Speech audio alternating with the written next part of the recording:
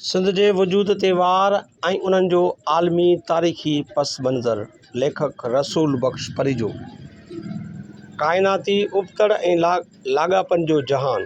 काइनात, इंसानी समाज ऐं इंसानी सोच जे साइंस असांखे ॿियनि घणनि ॻाल्हियुनि सां गॾु उहो बि सेखारे थी त काइनात अंदरि जेकी बज़ाहिर करोड़े अरबे छिड़वछिड़ ऐं अण लाॻापियल शयुनि लकावनि जा मुंतशिर मजमूआ नज़र अचनि था, से दरअसल हिक पासे हिक ॿिए सां उबतड़नि त ॿिए तरफ़ पाण में ॻंढियल ऐं हिक ॿिए ते दारोमदार रखंदड़, हिक ॿिए खे मुतासिर कंदड़ ऐं हिक ॿिए खां मुतासिर थींदड़ निज़ामनि जा मजमूआ आहिनि। समूरी इंसानी ओसर जी तारीख़ बि ईअं ई आहे। मिसाल तौरु हेठिन किन तमामु वॾनि छिड़वछिड़ तारीख़ी ॻाल्हियुनि ऐं वाक़िअनि जो पाण में को बि वास्तो नज़र न ईंदो, पर जीअं नज़र अचे थो तीअं नाहे। उन्हनि जो पाण में सिधो या अणसिधो, वेझो या परांहो वास्तो, दारोमदार ऐं हिक ॿिए ते असरु आहे। रूसी इनकलाब खे ख़तमु करण लाइ साज़िशूं। 15वीं खां 20वीं सदीअ जी शुरूआति ताईं सॼी दुनिया ते मग़रबी साम्राज्यनि जो तसलुत हो, जंहिंमें अंग्रेज़ शहनशाह जे दौर जी वॾे में वॾी शहनशाहियत हुई, जंहिं तां ॼण सिज लथो ई न थिए। हिंदुस्तान समेत दुनिया जा केतिरा ई मुल्क उन जे ताबे हुआ। अमरीका, फ्रांस, जर्मनी ऐं रूस ॿियूं वॾियूं ताक़तूं हुयूं। 1914 खां 1919 ताईं यूरोप में महाभारी लड़ाई लॻी। नंबर 3, उन लड़ाई हलंदे रूस में सोशलिस्ट इनकलाब आयो, जंहिं अमरीकी ऐं यूरोपी आलमी सरमाएदार साम्राज्य जे आलमी वजूद जे बुनियादनि में ज़ल्ज़लो आणे छॾियो। साम्राजी दुश्मननि उन इनकलाब खे ख़तमु करण लाइ तरह तरह क़िस्म जूं ज़बरदस्त कोशिशूं कयूं, इहे नाकाम थियूं। 4, जॾहिं उहा महाभारी जंग ख़तमु थी, तॾहिं वेड़ू धुर जो अॻुवान इंग्लैंड हो, तंहिं धुर खटियो ऐं जर्मन अॻुवाणी वारी धुर हारायो। खटींदड़ धुर जर्मनी ते अहिड़ा मोतमार शर्त ऐं ॾंड विधा, जिन जो अॻु मिसाल मिलणु मुश्किल हो। 5, पर 20 सालनि अंदरि ई जर्मनी वरी जंग लाइ तयारु थी वियो, पर उहा जंग जर्मन बादशाहनि ऐं जनरलनि बदिरां हिकिड़े ख़सीस नामनिहाद मज़दूर लॿारी लीडर पारां शुरू कराई वई, जंहिं बज़ाहिर सॼे यूरोप में कंबणी विझी छॾी। जर्मनी जा तारीख़ी दुश्मन बर्तानिया ऐं फ्रांस संदसि ॼण पेरनि जे ख़ाक थी विया ऐं हिन जेकी खेनि करण लाइ चयो सो हिकदमि मञूं। हक़ीक़त में उहा इंग्लैंड, फ्रांस ऐं अमरीका जी रूस खे तबाह कराइण लाइ सटियल हिकिड़ी ज़बरदस्त ॻुझी आलमी साज़िश हुई, जंहिंमें जर्मनी बि शरीक हुई। हिटलर पंहिंजो दुश्मन सोवियत यूनियन खे ज़ाहिर कयो। हिन ऐलान कयो त हू रूस ते कब्ज़ो करणु ऐं हू दुनिया जे यहूदियुनि खे ख़तमु करणु घुरे थो। नंबर 6, हिन यूरोप जे केतिरनि ई मुल्कनि ते हमला ऐं कब्ज़ा कया ऐं आख़िर में रूस ते हमिलो कयईं, जंहिं खे शिकस्त ॾिनी ऐं वरी जर्मनी ऐं संदसि साथारी इटली ऐं जापान वग़ैरह हाराए विया ऐं रूस, इंग्लैंड, फ्रांस ऐं अमरीका वारा फ़िलहाल वरी बि खटी विया।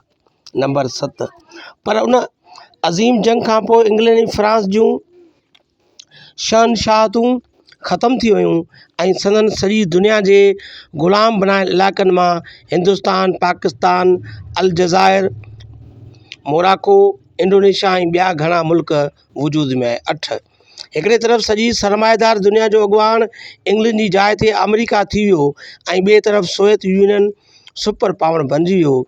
अधो मोह अधी ॼाई, असीं ओतिरा जा ओतिरा। 9, केतिरा मुल्क पाकिस्तान वांगुरु आज़ाद त थिया, पर इहे 60 सालनि गुज़रण बाद बि हयाती ऐं मौत जे छिकताण मां छुटकारो हासिल करे न सघिया आहिनि।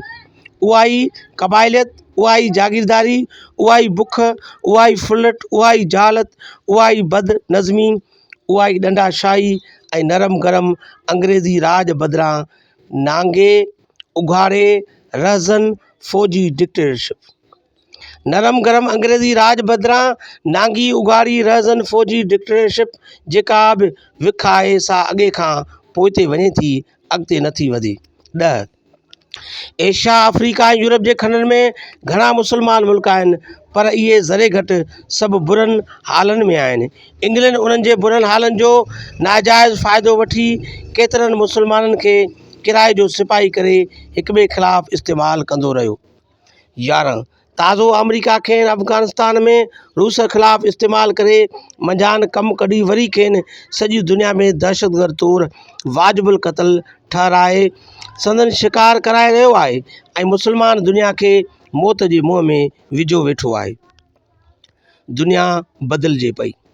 नंबर 1 दुनिया में सोवियत यूनियन ख़त्म थी वियो आहे पर मज़दूर हारी ऐं सोशलिस्ट जदोजहद ख़त्म कान थी आहे। 2 होॾां दुनिया में सरमाएदारी आस्ते आस्ते कमज़ोर थी रही आहे ऐं चीन ऐं ॿिया सोशलिस्ट एशियाई अफ्रीकी ऐं लातीली मुल्क ॾाके बेॾाके ज़ोर वठंदा पिया वञनि।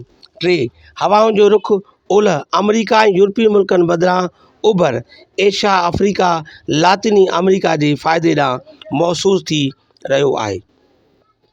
ॿियनि लाइ ख़्याल खॾुनि में किरंदड़ साम्राजी मथियूं सभु ॻाल्हियूं ऐं वाक़िया रुगो कुदरती तरह या यादि या रुगो इतफ़ाक़ सां या पंहिंजे लेखे पाणी कोन थिया आहिनि।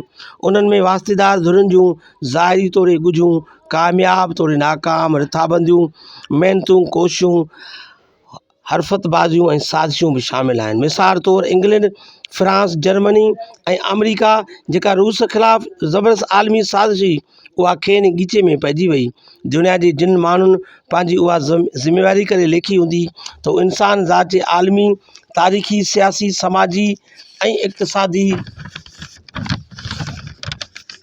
वग़ैरह इर्तिक़ा ऐं सफ़र जे बारे में हर मुमकिन हद ताईं सरबस्ती ऐं ॻोढ़े जांच करे पूरी तरह बाख़बर रहनि ऐं उन ॼाण खे रोशनी बनाए दुनिया जे पोरियत ऐं मज़लूम क़ौमुनि ऐं अवाम जे छुटकारे जी वेड़ जे सफ़र खे वधि में वधि सणाओ ऐं कामयाबु बणाइनि।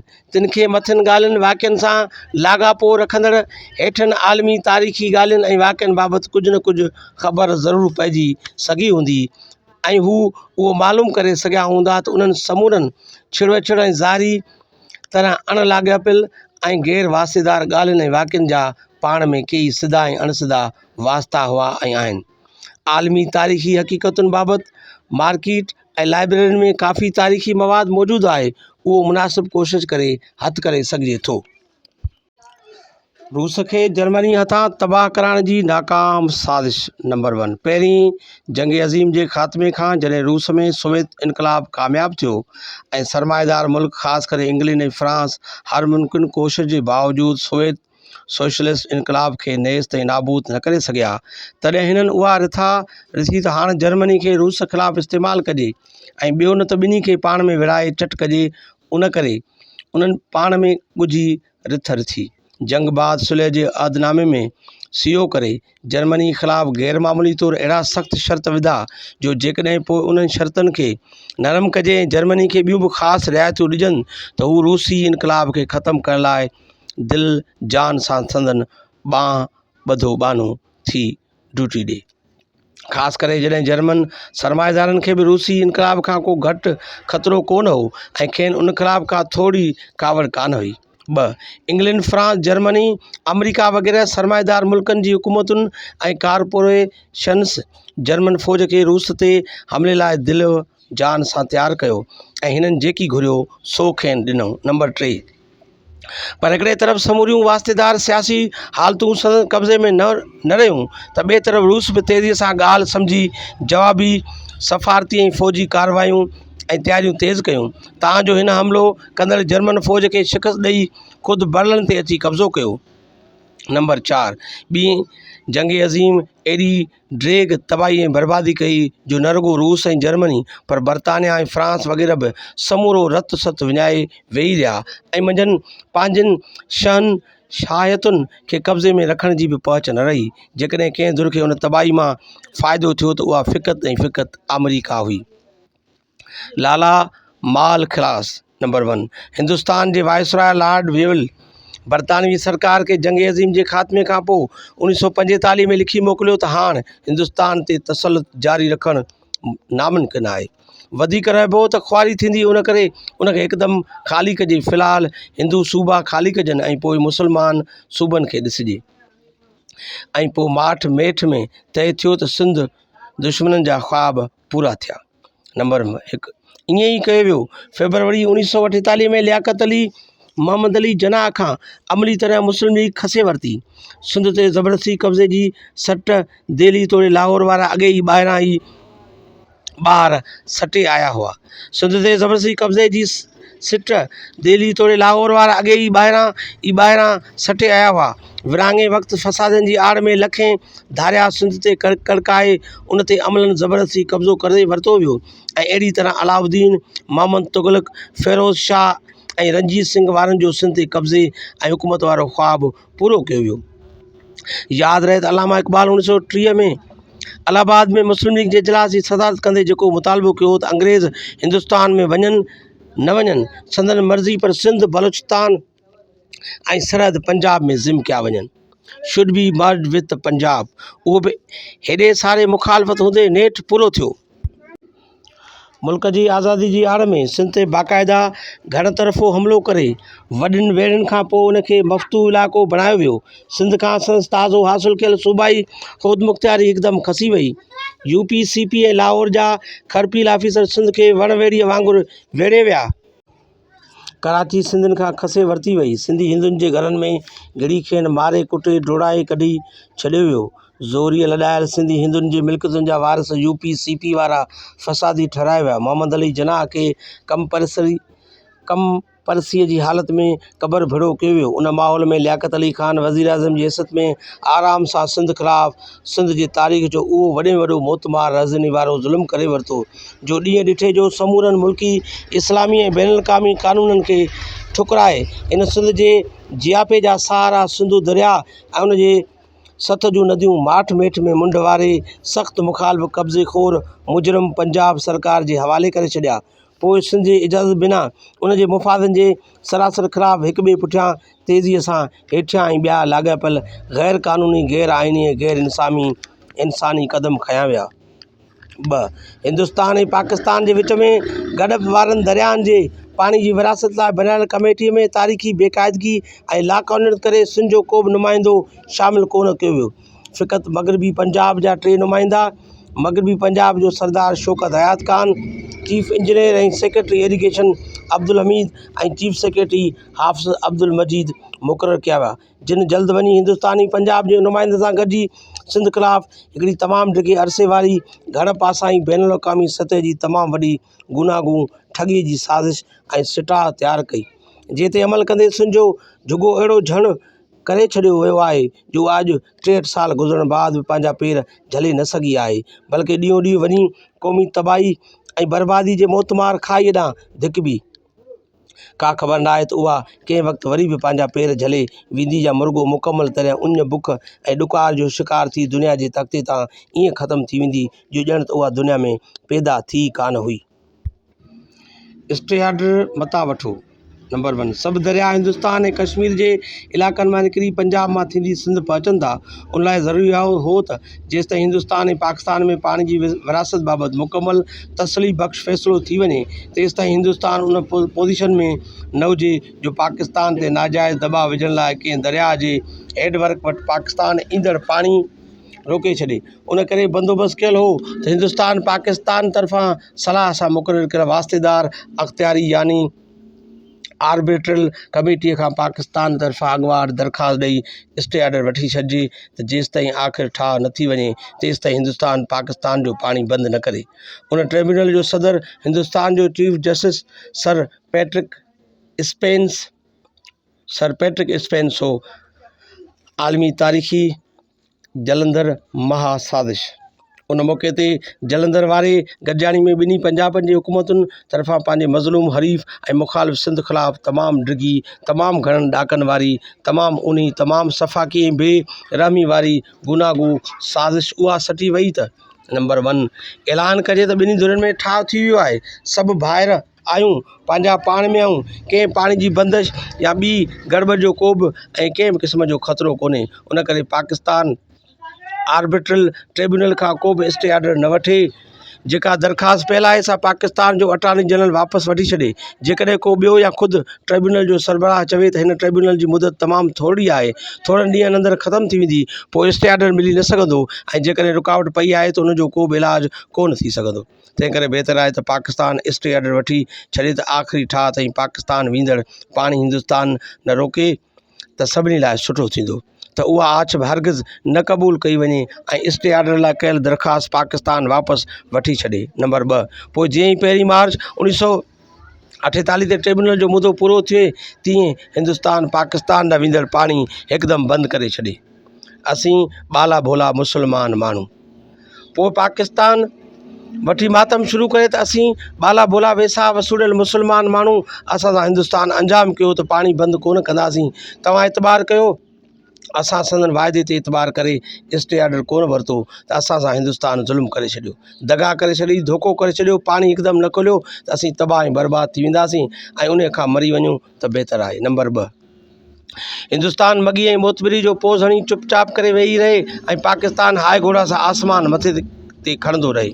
नंबर 3, पोइ बेवस ऐं मोहताज पाकिस्तानी वफ़द मजबूर थी लाचार वञी मगरूर ऐं मुतकबिर फ़िरौन सिफ़त हिंदुस्तान जेकी चई सो मञे पाणी कुझु वक़्त लाइ चालू कराए अचे ऐं हिंदुस्तान जे चवण ते 3 दरिया लिखी हिंदुस्तान खे ॾेई अचे त उन्हनि दरियाउनि जो पाणी हिंदुस्तान जी मिल्कियत आहे, असांजो न आहे। असीं जेतिरा पैसा सिग्नोर मनी हिंदुस्तान चए थो इहे ॾेई उहो पाणी फ़िलहाल ज़र ख़रीद वठूं। नंबर 3, पोइ ॿिन्ही मुल्कनि में हलनि ॻाल्हियूं जंहिंमें हिंदुस्तानी पंजाब खे 3 दरिया मिलनि ऐं ॿिया 3 मिलनि मग़रिबी पंजाब खे ऐं सिंध जे पतीअ जो नालो निशान मिटाए छॾिजे। उन जी पतीअ जो पाणी ॿिन्ही पंजाबनि जूं बिरादर सरकारूं पाण में विराए मौजूं माननि। उन साज़िश ते हूबहू अमल थियो। नंबर 1, पाकिस्तान जे मरकज़ी सरकार बहादुर ऐं पाकिस्तानी पंजाब यकमुश्त थी उन ते अमल कयो। दरियानि जे पाणी जी मालिकी ऐं भाईवारी जे सिलसिले में सिंध जो नालो निशान बि न रहियो। ॼण पाकिस्तान ठाहियो ई उन लाइ वियो हो त हिंदुस्तानी ऐं पंजाबी मुस्लमान भाइर जेकी अॻु उन ते क़ाबिज़ थी संदसि वसीला फवाए न थी सघिया से आज़ादी ऐं इस्लाम जा नारा हणी सिंधी क़ौम खे ग़ुलाम बणाए संदसि पाणी ज़मीनूं संदसि समुंड शहर ॿनियूं धंधा वापार तालीम खसे संदसि मालिक बणिजी वेही रहनि। पाकिस्तान जे अटॉर्नी जनरल स्टे ऑर्डर वठण खां इनकार कयो। जॾहिं हिंदुस्तान ऐं पाकिस्तान जा अटॉर्नी जनरल मथीं साज़िश मुताबिक़ यकरार थी आर्बिट्रल ट्रिब्यूनल जे सरबराह वटि विया त असांजो पाण में ठाह थी वियो आहे, असांखे स्टे ऑर्डर कोन खपे। तॾहिं हिन मथनि ज़ोर भरियो त ईअं न करियो, पाणी जे वकिरे जारी रखण लाइ को ऑर्डर करायो, पर हिननि न मञियो। सर स्पेंस जे लंडन में ईस्ट इंडिया एसोसिएशन अॻियां 23 फरवरी 1955 ते कयल तक़रीर। हवालो चौधरी मोहम्मद अली जो किताब द एमरजेंसीज़ ऑफ पाकिस्तान सुफ़ो 38।